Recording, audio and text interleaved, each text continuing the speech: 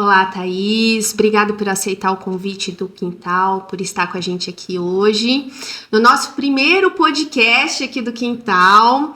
Isso vai ficar marcado na história, hein? Muito obrigada pela sua presença, por disponibilizar o seu tempo. E eu queria que você falasse um pouquinho de você para o pessoal que ainda não te conhece, conhecer você um pouquinho. Tá bom. Bom, primeiro quero agradecer também. Fico muito feliz com esse convite. E fico feliz, né, da gente bater um papo sobre um assunto tão importante, que daqui a pouco as pessoas vão saber aí qual é o nosso papo, né? Bom, eu sou Thaís Garcia, sou psicóloga, sou especialista e proficiente em terapia cognitivo-comportamental e sou mãe, que é o mais importante. Sempre dou esse detalhe do meu currículo, Isso. Porque me fez, né, estar aqui, divulgar mais o meu trabalho, enfim, é isso. Legal. Aí, gente, eu convidei a Thaís, então o nosso assunto desse mês de setembro vai ser o Setembro Amarelo, que é esse mês que todo mundo traz, então, essa ideia da prevenção ao suicídio, os casos de depressão. Mas eu trouxe a Thaís pra gente conversar uma coisa mais leve, né, Thaís? Porque pra gente não ficar presa a essa história de que depressão é uma doença, todo mundo já conhece isso. Então eu queria que a gente viesse conversar antes disso, né? O bem-estar. Como que a gente pode evitar chegar nesse estado? Porque hoje em dia nós temos tantas ferramentas, né, Thaís? Eu acho que tá tudo muito aí à mão, né? Então a gente roda Instagram e não se atenta na realidade, né? Sim. Então, assim, você dando uma pincelada lá da sua clínica, né? Você acredita nisso, Thaís, que a gente pode evitar chegar lá? Muito legal. Eu acho que quando você coloca isso, esse é um ponto. Eu fiquei muito animada, né, quando você falou sobre prevenção, porque de forma geral, quando a gente fala de saúde mental, a gente já tá falando ali quando a situação já está no ápice, muitas vezes, né? Até porque a maioria das pessoas, quando elas procuram ajuda, elas já passaram muito tempo naquele sofrimento. Então, eu acho que é muito legal falar de prevenção. Eu acredito muito que é possível, porque é isso, muitas vezes a gente fala sobre genética, sobre essa questão, e aí parece que nós estamos dando uma sentença para a pessoa, né? É óbvio que existem predisposições, e que a gente não vai negar isso, mas também tem coisas antes que nós podemos fazer, sem dúvida alguma, para trabalhar e proteger um pouco a nossa saúde mental. Então, fortalecer a nossa saúde mental, que é o objetivo do nosso papo de hoje, né? É pensar em estratégias do que fazer antes de chegar nesse lugar aí, que aí sim, a gente já tem um diagnóstico e aí o problema já foi consolidado. Pode falar. Isso que você falou de fortalecer, né, a nossa saúde mental, né? Eu acho que é bem esse o ponto mesmo, que as pessoas às vezes têm dificuldade de entender. Quando as pessoas chegam então lá no Quintal, tem muita gente que manda mensagem assim: oi, tudo bem e tal, eu tô precisando fazer yoga porque eu sou uma pessoa depressiva, ansiosa, eu tô tomando 3 remédios pra dormir e tal. O yoga vai me ajudar? Aí claro, né, depois de toda a explicação, sim, vai te ajudar. Tá, você acha que quanto tempo mais ou menos pra eu ficar boa? E aí, eu chego num ponto que eu tenho vontade de chegar e falar assim: gente, vem aqui tomar um chá comigo, vamos conversar um pouco sobre a vida, né? Porque hoje tá todo mundo querendo essa pílula mágica, esse comprimido, todo mundo gosta de um remédio, né? Então, às vezes o médico fala assim: olha, você já tá na sua dose máxima, eu não tenho mais como te dar uma dose mais de remédio, e a pessoa não consegue dormir, depois ela não consegue acordar, depois ela não consegue trabalhar. Aí eu vou pro yoga. E quanto tempo yoga? Então eu fazendo yoga que eu vou ficar boa. E aí não é sobre isso, né? Perfeito. Porque todo mundo tem que entender. Aí eu vou trazer pra você uma palavra, Thaís: autorresponsabilidade. O que você tem pra falar sobre isso? Tá, acho que primeiro ponto, assim, vamos associar a autorresponsabilidade, né, até com a sua fala anterior, que é essa questão do imediatismo. Quando nós assumimos a responsabilidade sobre, olha, eu estou passando por uma dificuldade e eu preciso, ainda que seja a passos de bebê, caminhar para algum lugar, que seja uma vida que vale a pena ser vivida, porque acho que a questão muitas das pessoas que estão no estado de sofrimento se deparam com isso, assim, é uma vida que elas não conseguem enxergar valor na vida delas, né? E aí, quando a gente tá falando de autorresponsabilidade, a gente também tá dizendo sobre isso, assim, eu assumir que para agregar valor à minha vida, eu preciso fazer essas coisas, ainda que eu possa buscar ajuda. Não estou dizendo que a autorresponsabilidade é fazer sozinho, né? Isso. Mas é você enxergar que eu preciso de um movimento em direção a essa vida de maior valor. E aí, quando a gente coloca um imediatismo na situação, eu roubo de mim a oportunidade de dar pequenos passos em direção a uma vida de maior valor. Porque é isso, talvez uma pessoa tenha uma evolução de um tempo X e a outra pessoa por inúmeros históricos, né, da vida, porque às vezes tem essa comparação. Imagino que você já deve ter escutado, mas a minha amiga foi, e aí ela em 2 meses estava muito melhor. Mas é óbvio, as pessoas têm histórias diferentes, né? Uma estrutura emocional diferente. Então, assumir a autorresponsabilidade também é pensar isso. Olha, eu sou uma pessoa com um funcionamento diferente, né? E que cresci completamente diferente de você. Ou seja, o resultado também depende disso e não dá pra ser no estalar de dedos. Apesar de que às vezes a gente quer comprar felicidade, não quer? Muito, A né? gente quer comprar felicidade. Ai, fulano falou que se eu fizer tal coisa eu vou ser mais feliz. E aí a gente espera quase que um milagre das situações. Quando eu imagino que você já viveu isso também inúmeras vezes no seu trabalho, depende do tempo, depende de muitas coisas, não é? Depende do tempo, depende da pessoa querer não viver mais aquela situação. Você mais do que eu sabe, né, que muitas das dores do lugar que a pessoa se coloca às vezes numa vítima, numa situação, é porque aquilo é mais confortável. Aquela dor, por incrível que pareça, é mais confortável do que ela assumir um lugar de verdade, é uma autonomia na vida dela, assim, né? Eu vi muito isso quando eu atuava na fisioterapia, porque até o que foi me desanimando lá na fisioterapia foi isso, porque a pessoa chegava e falava assim, meu ombro tá doendo. Tipo assim, a responsabilidade é sua, você é a profissional, se vira. Exato. E aquilo começou a ficar pesado pra mim, porque eu falei, caramba, né? Será que ela não enxerga que, por exemplo, isso que ela tá fazendo, esse movimento repetido é o que tá dando a dor pra ela? E quando você falava assim, olha, você não pode mais fazer isso, ela falava assim, não, mas eu não tenho como. Então, assim, ela não quer a dor, mas ela também não quer fazer o papel dela. Aí o yoga me trouxe esse lugar onde pra mim fez mais sentido. Por quê? Eu tô aqui como um instrumento, mas vamos junto. Perfeito. Então, aquilo que você falou é muito real também. A autorresponsabilidade não é ela tá sozinha. Exato. Tipo, é só por minha conta, eu não preciso de ninguém. Ou então aquele outro lugar do tipo, eu tô sozinha. Pode ser, né, colaborativo. Esse é o processo, assim. Mas colaborativo significa que você faz a sua parte, eu faço a minha. Você estava falando sobre o seu trabalho, na terapia a gente também vive um pouco disso, né? Da pessoa chegar em muitas situações com a expectativa de que depende exclusivamente do meu trabalho a evolução dela. Eu estou ali, sem dúvida nenhuma, para oferecer o meu melhor.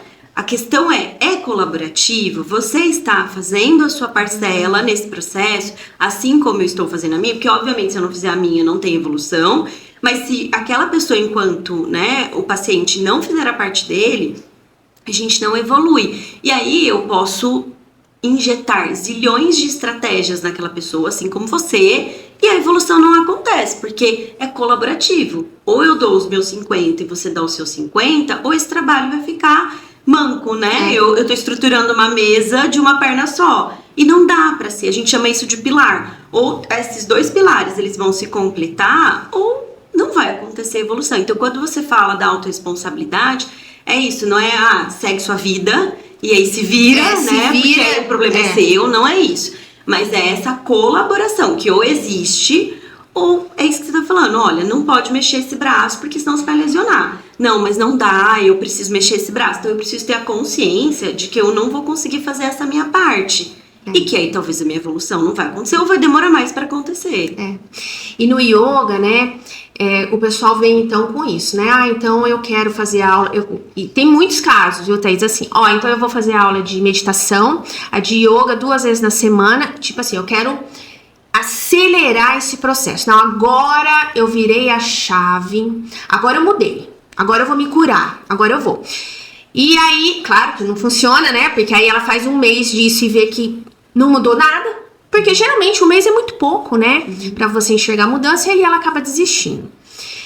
E o que eu venho batendo assim na tecla com o pessoal, toda a aula falando, é um pouco tipo assim, gente, olha, é além do tapetinho, tá?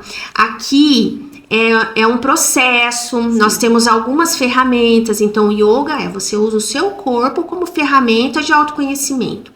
Só que a partir dali, quando você sai do tapetinho, a gente sempre fala que tem que levar o yoga pra fora do tapetinho. E o que é? Claro, não é ficar o tempo todo assim, né?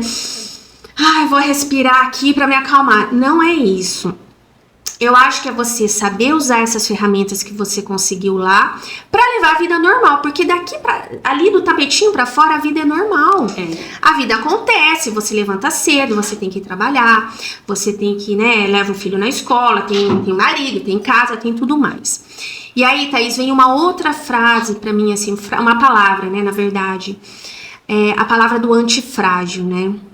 O antifrágil, hoje, talvez esteja um pouco mais aí, né, conhecida essa palavra, mas as pessoas não estão entendendo realmente o que significa esse antifrágil.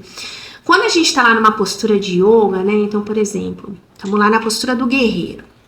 É uma postura que exige força, exige equilíbrio, você tem que estar atento no seu corpo.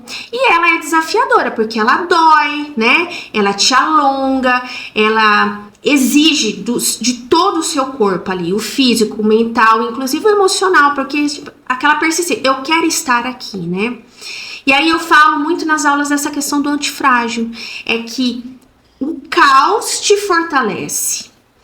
Então leva isso para o seu dia, né? Leva esse caos da aula, esse esforço, esse suor, aquela coisa que você falou assim, meu Deus, eu não tô conseguindo mais ficar aqui, Manu. Porque eu sempre falo assim, vamos fazer mais 2 respirações. E o povo olha para mim do tipo assim, mais 2, né?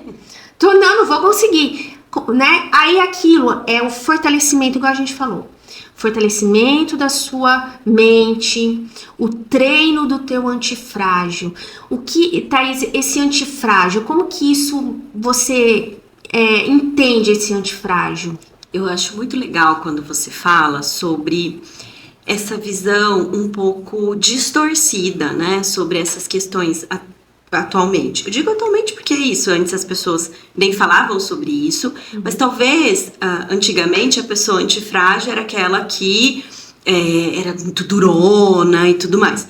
E talvez até, pensando numa mudança social, a gente caiu para um outro lado que é expressar tudo o tempo todo. Então, muitas vezes nós ficamos nos extremos, né? Ou nessa coisa de que a pessoa que não lida com as dificuldades, e quando você falou da posição, é exatamente isso. Tem um desconforto, tem ali uma vivência, mas tem um objetivo maior por trás. É o quanto você aprende com aquilo, é o quanto você cria estratégias de enfrentamento. Então a gente vive um pouco essa bagunça relacionada a isso. Então quando nós olhamos para isso dentro do aspecto de saúde mental, as pessoas vivem problemas, vão viver dificuldades, elas continuarão, a vida funciona assim, né? Momentos bons, momentos difíceis, momentos muito ótimos, momentos mais difíceis ainda, e isso faz parte do viver. O problema não está, então, em passar por momentos de sofrimento.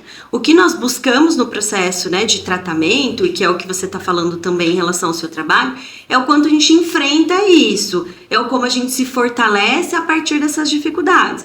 Porque elas irão aparecer, tem posições provavelmente ali do seu trabalho que são mais fáceis, são mais tranquilas, mas tem outros momentos que exigem mais daquela pessoa. Então, quando a gente está falando disso na nossa visão, é exatamente isso, é o como eu vou lidar com as dificuldades e fazer o enfrentamento disso. E não estou dizendo que o enfrentamento é só, não vou sentir nada, não vou passar por essa dificuldade. É às vezes parar, é às vezes chorar, é às vezes pedir ajuda.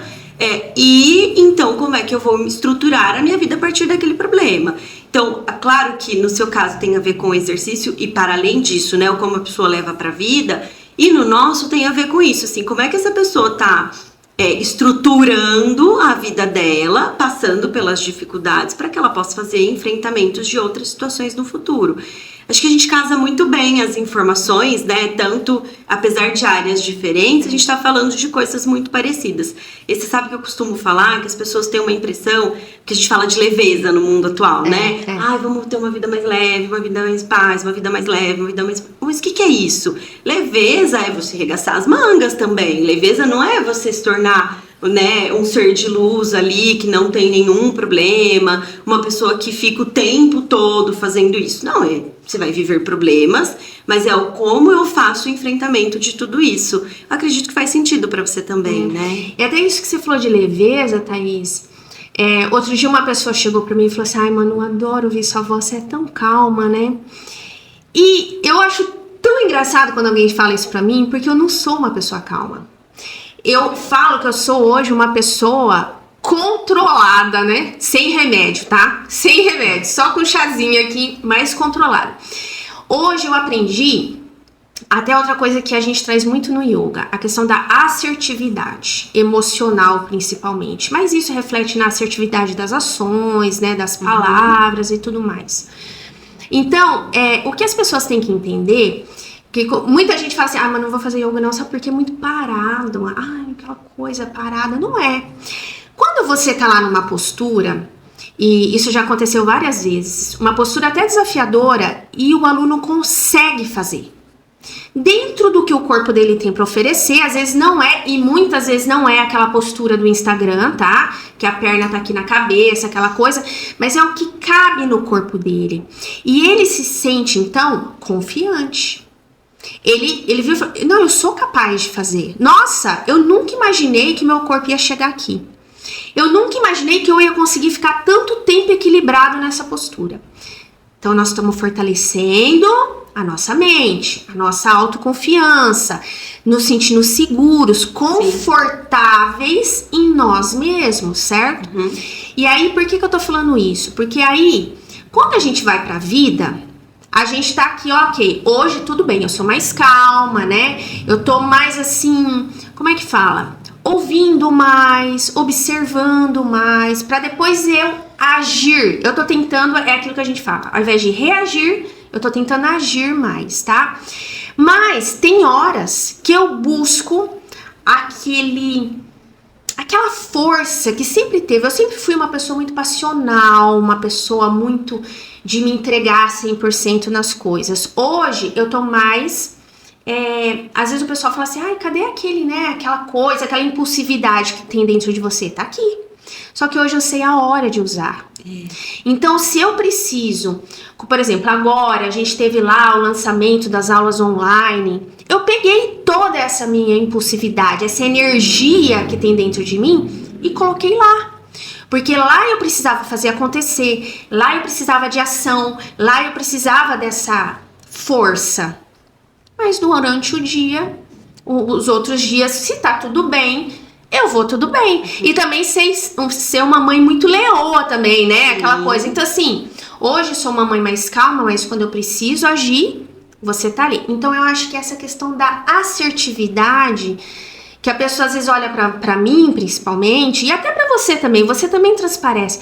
Nossa, a Thaís, ela é super calma, né? Uma psicóloga, você conversa a voz dela, assim, e tal. Será que tem toda essa calma aí dentro? Ou você também já entendeu as suas assertividades aí dentro? É isso, né? Acho que é importante sinalizar isso pras pessoas, porque nós, enquanto seres humanos, temos muitas coisas dentro de nós. Eu acho que é bom que a gente se conheça com o passar do tempo, porque é exatamente isso, você consegue usar suas forças pessoais de maneira mais adequada. Porque todos temos forças pessoais. Para uma pessoa, a força pessoal é emoção, né? Se emocionar um pouco mais. Para outra pessoa, é isso que você faz do enfrentamento. São forças que nós temos, que são importantes, mas que a gente aprende a modular também com o passar do tempo, até pensando em como a gente se protege um pouco mais, né? Porque é isso, você tava falando, eu às vezes enfrento, eu falo, mas se eu for assim o tempo todo, eu vou criar embates que eu também não quero pra vida. Então, quando você tá me perguntando isso, eu também não sou a pessoa regulada o tempo inteiro, que fala baixo o tempo inteiro. Seria uma mentira eu dizer isso aqui. Não sou essa pessoa, até porque no meu histórico eu também sou uma pessoa muito mais reativa né? Eu sou a pessoa que fala mais e escuta menos, com o meu natural, né? O que eu aprendi também foi me trabalhar, enxergar beleza numa outra forma de ser. Porque aquela pessoa que eu era, né, até meus 20 anos ali, ela me trouxe muitas coisas legais, mas ela também me trouxe muitos problemas.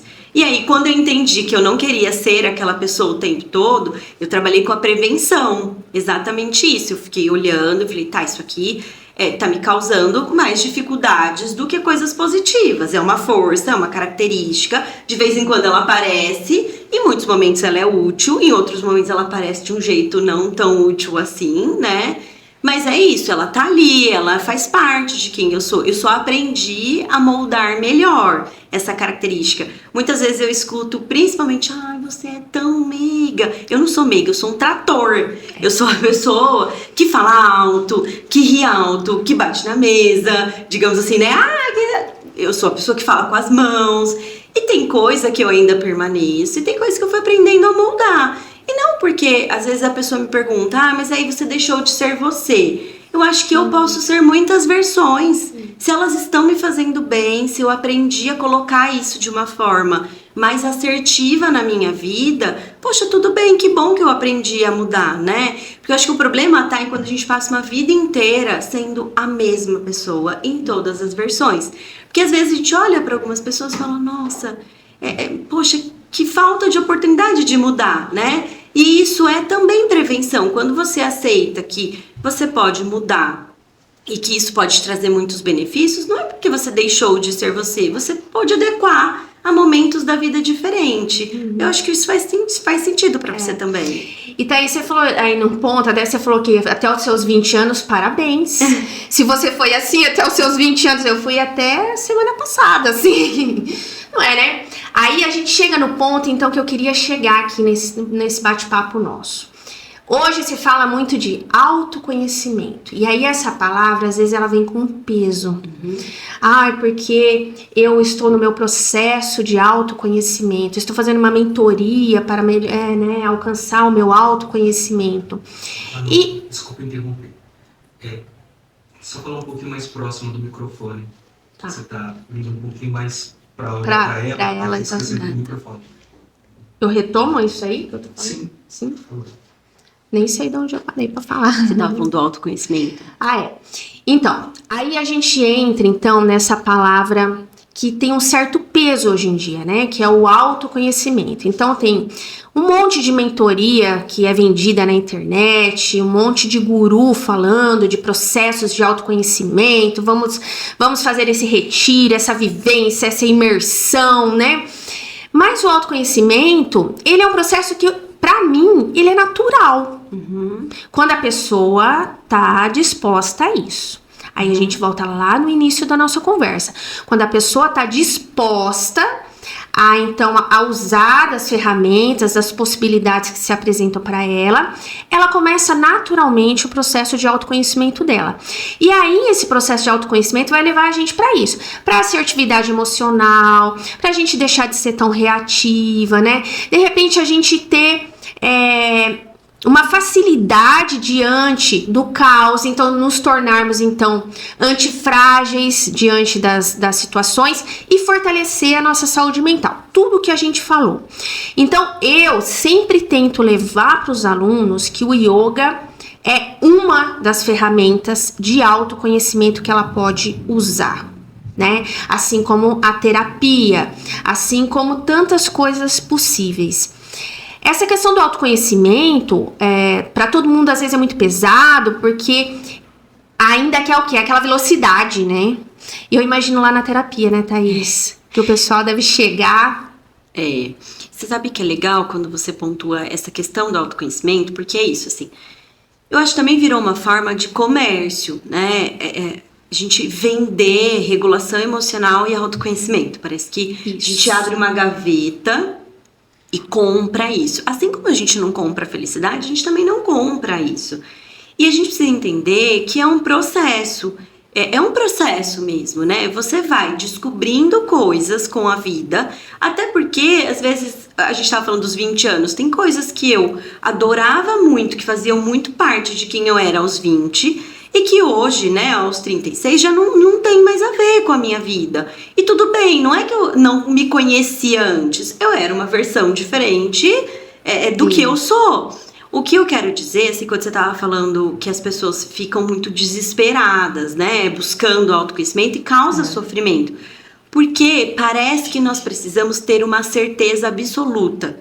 Mas a gente é muito complexo, a gente nunca vai bater o martelo sobre eu amo muito isso, eu não. É difícil a gente ter a certeza que a gente não abre mão de jeito nenhum, porque além de ser complexo enquanto ser humano, a gente lida com pessoas ao nosso redor. Então, muito legal quando você fala, o yoga é uma estratégia, é um caminho interessante para você se descobrir, e você vai ter que se descobrindo sentindo muitas coisas na sua vida. Então, eu vou pro yoga, eu vou para tal coisa, eu vou, sei lá, fazer uma aula de música, eu vou pintar, eu vou para terapia, eu vou para várias situações, às vezes eu vou encontrar isso numa viagem. São diversas experiências de vida que a gente começa a testar as possibilidades. Aí tem coisa que eu gosto, tem coisa que eu não gosto, e aquilo que eu não gosto eu preciso entender. Mesmo dentro do autoconhecimento também está fazer coisas que eu não gosto, porque às vezes a vida também requer algumas coisas, Sim. né? Sei lá, eu gosto de correr, mas eu não sou fã de musculação. E eu faço musculação porque eu sou adulta. E eu entendi que, apesar de não gostar, então dentro do meu processo de me conhecer, a vida adulta exige algumas coisas pra mim. E pode ser que seja desconfortável mesmo, não é? E aí, quando a gente fica desesperado procurando uma resposta única, mas que eu sou, do que eu gosto, parece que eu preciso colocar isso numa lista de coisas. E às vezes, quando você estava falando do yoga, atividades que param um pouco o ritmo de vida. Então, dentro do autoconhecimento, eu descobri que o yoga, sei lá, me causa um desconforto porque eu fico um pouco mais ansiosa.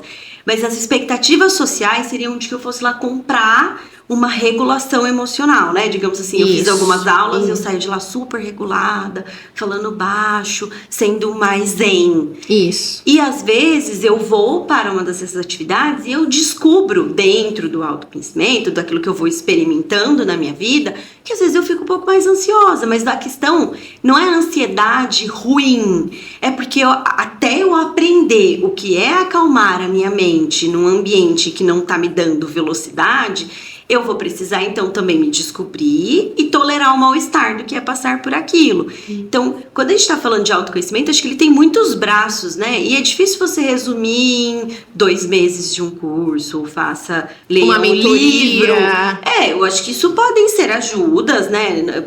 Ali, sei lá, a pessoa pode buscar esses caminhos, mas a gente precisa ter a clareza de que eu não compro isso em lugar nenhum. Eu vou descobrindo com as experiências de vida, quer seja no yoga, na terapia, num curso, num livro, são somatórias para o meu autoconhecimento, mas eu não consigo abrir um lugar e tirar autoconhecimento e regulação emocional dali. Sim. E aí, Thaís, então assim, só pra gente já ir meio caminhando para esse fechamento aqui, eu fico pensando assim, a gente falou aqui de várias ferramentas, às vezes algumas palavras até mais difíceis, alguma coisa, mas eu queria mais do que isso deixar hoje aqui nesse nosso bate-papo as possibilidades reais, palpáveis e acessíveis às pessoas para que elas cuidem da saúde mental delas, então, encontrem bem-estar, porque a gente sabe, né? Tanto o yoga quanto uma terapia exige um certo investimento, né? Sim. Realmente, assim, a gente acaba não conseguindo, infelizmente, alcançar todos os nichos, né? Principalmente, a gente sabe que a depressão, ela hoje, vou falar, você confirma pra mim, ela é mais em mulheres jovens, mas também a gente vê tantos jovens e crianças hoje também com esses quadros, né? E às vezes fala, poxa vida, né? Se tivesse oportunidade de estar ali. Então, assim, claro que De novo aqui no mesmo clichê, batendo na mesma tecla, voltando a falar coisas básicas, e depois a gente pode até deixar algumas cerejas do bolo aí, mas aquela questão ainda assim, vamos sair, olhar pro sol, para essa luminosidade, deixar essa luz entrar pela nossa retina, né, de manhã, sair de dentro, às vezes, de ambientes escuros, que a gente não produz, porque é tão importante essas liberações, esse nosso relógio biológico, e que às vezes a pessoa fala, isso é balela, né, é balela, mas assim, o relógio biológico pra gente, ele é pontual, eu acho, eu não sei, pra mim eu adoro acordar de manhã e olhar o sol nascendo, a luminosidade, né, batendo realmente, já libero meu cortisol, meu corpo já entende que eu tô pronta pra começar aquele dia. É uma ferramenta, né, Sem que tá dúvida. aí a mão. Sem dúvida. Quando a gente pensa em prevenção, e aí você tá falando então de prevenção, é isso, introduzir coisas de valor na vida daquela pessoa. Quanto mais contato com a natureza, e aí qualquer idade, mas obviamente as crianças em especial, né, mas os adultos, enfim, quanto mais contato com qualquer coisa, Thaís, mas eu moro numa cidade como São Paulo, né, vamos pensar em alguém que tá numa grande cidade, então o que essa pessoa pode fazer? Eu posso ter uma plantinha, eu posso cuidar dessa planta, eu posso ir na sacada, ou eu não tenho sacada, não tem jeito. Então eu posso abrir a minha janela, eu posso sentir o sol ali da manhã, o ventinho. Essa experiência, por exemplo, nós estamos aqui com o chá, né? O chá, um café, enfim, as pessoas, aí aquilo que ela curte, são micromomentos que você vai introduzindo na sua vida. Eu sei que eu vou falar talvez um termo, né, que é um pouquinho delicado, mas o que eu quero dizer assim, quando a gente fala de prevenção para depressão, para suicídio, a gente está falando de ativação comportamental, é colocar este funcionamento, né, esse corpo para não ficar tão fechado, para não ficar parado. Então, são micromomentos, que é isso, eu tomar um chá. Adorei esse termo, micromomentos. São micromomentos, porque acaba que muitas vezes a pessoa vai pro 8 e pro 80. Isso. Né? Eu tô mal ali, ou eu nem tô mal, mas a gente tá falando de prevenção, e eu tô vendo que minha vida tá um pouco sem sentido. Então, a gente cria grandes expectativas. Poxa, mas eu vou me sentir melhor quando eu conseguir a casa, ou quando eu conseguir a sacada do meu prédio. É óbvio que essas coisas também vão trazer satisfação pra vida. Eu não tô desmerecendo essas conquistas. Mas não dá. Se aquilo ali não dá, o que é que eu posso fazer dentro da minha realidade? Isso. É aceitar radicalmente. Eu posso não gostar da casa, do apartamento que eu tô, do lugar que eu moro, mas o que eu posso fazer para introduzir pequenos momentos para minha vida. Então, eu posso criar uma playlist num YouTube ou num Spotify da vida com músicas que são músicas mais que eu possa dar uma respirada.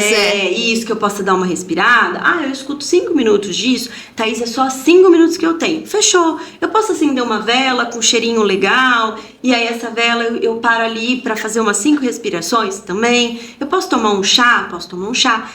As pessoas têm uma impressão, quando a gente fala isso, que é o óbvio, mas é um óbvio que muitas vezes nós não estamos fazendo, e que assim não vai resolver. Por quê? Mais uma vez, a gente entra com a ideia do imediatismo. A gente não está comprando isso daqui agora, isso daqui imediatamente vai me trazer bem-estar. Eu estou plantando pequenos momentos para que daqui a algum tempo eu colha uma maior satisfação. Entende? Então eu queria deixar muito essa mensagem para as pessoas, que a gente precisa plantar esses micro momentos. E às vezes eu não vou, na primeira vez que eu parar para tomar o chá, que eu vou falar, nossa, que delícia. Mas é isso, é esse micro momento. Eu vou dar um exemplo de uma coisa muito pequena. Eu já falei que eu gosto de correr, né? Enfim, quem me segue também sabe disso. E eu gosto muito de correr. Mas é uma coisa que eu gosto muito.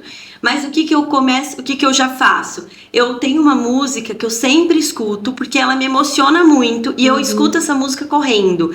E parece que eu me conecto mais com o sol. Thaís, é uma emocionada. Não tem problema, aquilo traz uma sensação de bem-estar, mas não foi a primeira vez que eu fiz aquilo que me trouxe aquela sensação. Hoje é um grande momento. Eu realmente, você vai me ver correndo, às vezes chorando, de muita satisfação. mas é um momento que eu fui plantando com o tempo. E é isso, são anos fazendo isso, e nesses anos todos aquilo foi me trazendo uma grande satisfação. Então, eu acho que a gente precisa trazer essa imagem para as pessoas, né? De que são pequenos momentos que nós vamos trabalhando na nossa vida para que isso, então, traga uma satisfação maior no futuro.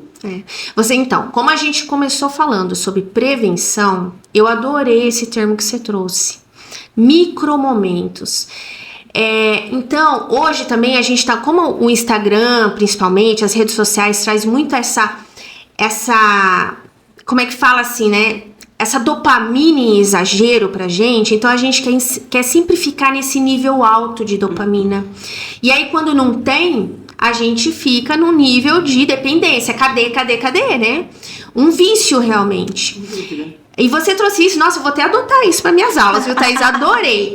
Micromomentos. Isso é prevenção. Porque a gente vai construir uma realidade onde tem hora que tá bom, tem hora que tá ruim. Porque essa é a realidade nossa, essa é uma vida adulta, né?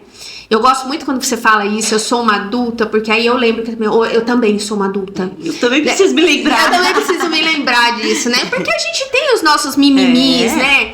E é porque eu falo assim, tem muita gente que chega e fala assim, mas você não sabe da minha vida. A minha vida é muito triste.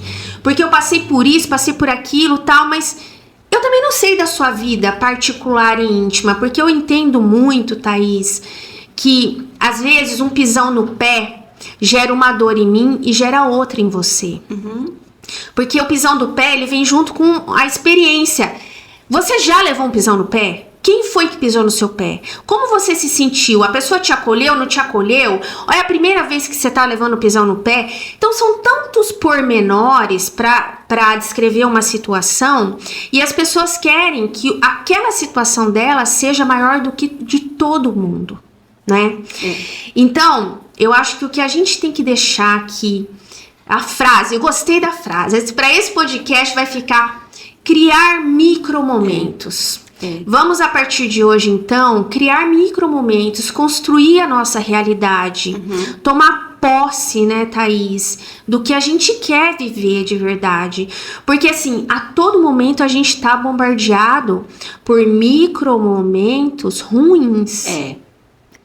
Então vamos construir os nossos bons micromomentos para nos fortalecer, prevenir, não só aqui a gente está falando de um mês que vem com suicídio e depressão, mas tantas doenças que a gente pode prevenir através desses bons micromomentos. Perfeito, porque só para acrescentar uma informação, às vezes a pessoa fala, Thaís, mas eu tô muito mal para criar esses micromomentos. E aí a gente também cria micromomentos nestas situações. Então tá muito difícil até para escovar os dentes. Tá, então o que a gente pode fazer? Porque, beleza, vamos escovar os dentes. Esse vai ser o nosso primeiro micromomento. Isso. Porque isso é um ato de autocuidado. Eu estou fazendo algo. Ai, mas ninguém... Eu falo isso assim, as pessoas falam que autocuidado, então, por exemplo, escovar dente, tomar banho não é autocuidado. Mas também é. Claro que se você faz outras coisas muito maiores também para se cuidar, é muito legal. Então é isso, eu quero que as pessoas fiquem com isso na cabeça. Coisas pequenas do nosso dia a dia podem ser prevenção, são atos de autocuidado e, sem dúvida nenhuma, vão plantar, né, sementinhas para uma saúde mental melhor nesse futuro. Então é isso, parece que agora o chazinho não é grandioso, mas o chazinho com frequência acontecendo todos os dias em 5 minutos de bem-estar vai plantando sementinhas para uma saúde mental mais fortalecida no futuro. Sim.